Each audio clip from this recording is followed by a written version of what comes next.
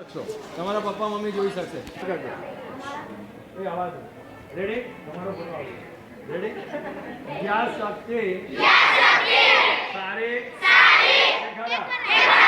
ઓછી કે વધારે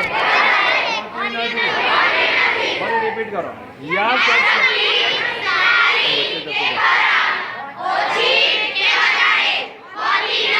ફરી એક વખત યાદશક્તિ સારી કે વધારે ઓછી કે વધારે ઓકે.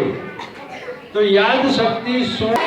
જય સર અમને સમજાવો કે યાદ શક્તિ શું છે?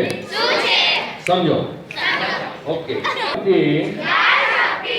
ટ્રેન અને ઓન ટ્રેન એટલે આમ જમણી બાજુ તાલીમ લીધેલી અને તાલીમ વગરની હોય છે.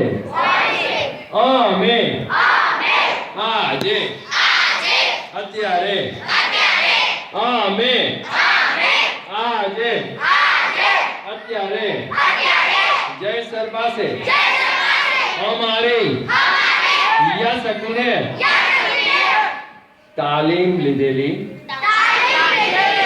શીખવાના છીએ.